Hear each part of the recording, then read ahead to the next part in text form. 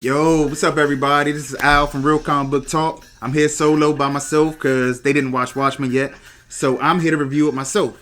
So far, this episode is right on par with the rest of the series so far. It's pretty good.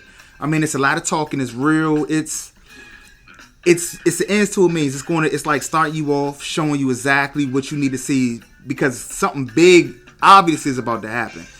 And within this episode, it was alright. It introduces the Silk Spectre. Everybody knows Silk Spectre. And it introduced the type of person that she is in the real world. I mean, after her being a superhero and after her dealing with Dr. Manhattan and Owlman, it's pretty much showing where she is in the world right now. And it shows that she's a complete badass. She was a badass when she was a superhero, and she's still a badass now. There's no change. She's the exact same person. She doesn't care. She gets straight to the point. A, B, C, and D, and you let me know. And I like that about her. I like that she doesn't mince words. She doesn't sit up here and try to make you. Some people they read the room and then they sit up here and they say, you know what? I feel like, point example, she was at a funeral. Most people at a funeral, oh, I'm sorry for your loss. Please have my condolences. No, her first thought was, well, we're gonna exhume him tomorrow. She's like, what? What do you mean you're gonna exhume him tomorrow? We're bringing him today. Oh, I mean, I can't do it now. Spoiler alert, even though it's a spoiler channel. They blew up the commissioner, so that pretty much stopped her from doing it.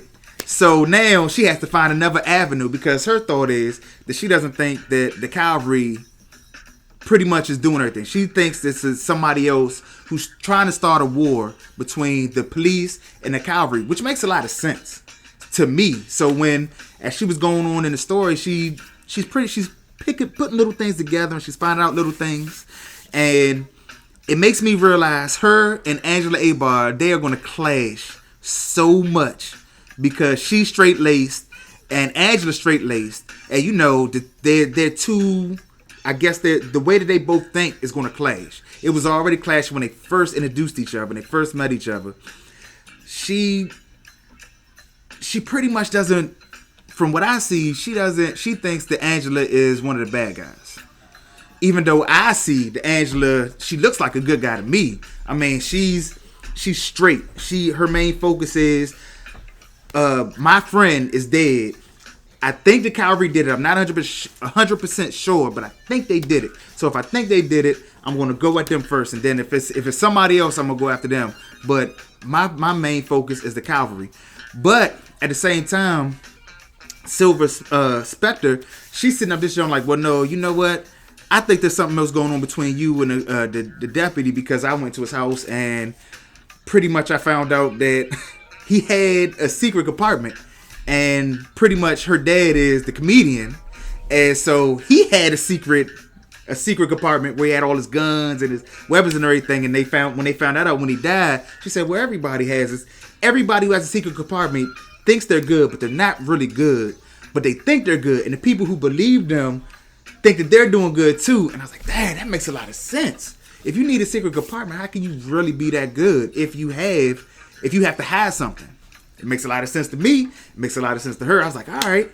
And another part of the episode that I actually liked was Ozymandias. Ozymandias is crazy. I mean, he's eccentric. He's an eccentric billionaire, which we already knew that from the movie. But just him having clones, and now he's trying to send them up in space. He's just killing people. He's outright just killing. Well, he's killing the same two people over and over and over again. Which I guess you could say he just murdered, two people technically. But I don't know what his end goal is. Because he's trying to go out into space in this episode. Last episode, he was reenacting how Dr. Manhattan was made. And I'm like, what are you really trying to accomplish? Are you trying to go see Dr. Manhattan? Do you want him to come back and see you? I don't understand really what his end game is. I don't know if he's just biding time or does he really have something else he wants to do. It's really confusing to me.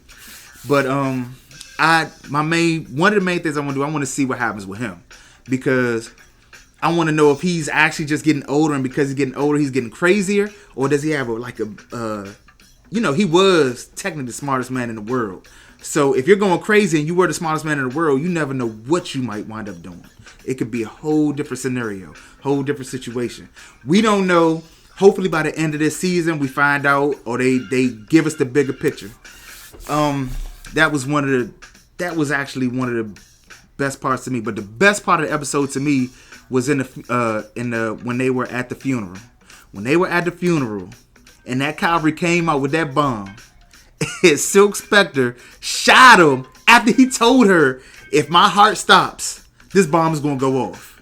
And she just she's straight laced. She doesn't believe anything anybody says, which I understand because people lie. People lie all the time to get what they want. So she was like, oh, most people, they say that it's connected, but they don't really put the time in. Well, he put the time in.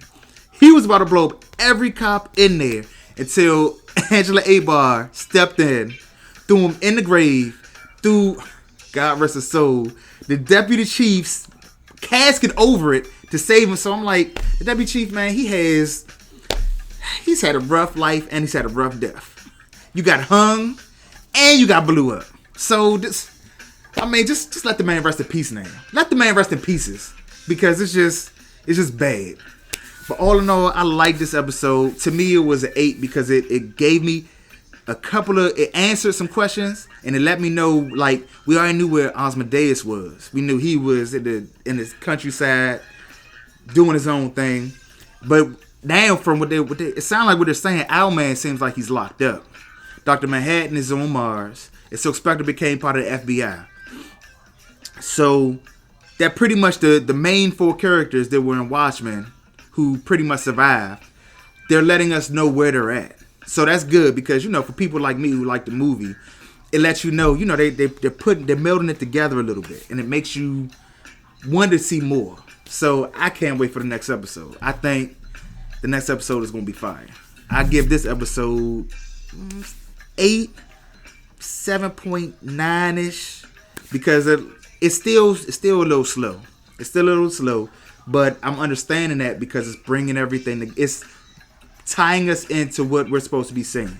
So as of right now, I'm giving it 7.8, 7.9-ish, and I actually can't wait for the next episode because I think it's going to be fire.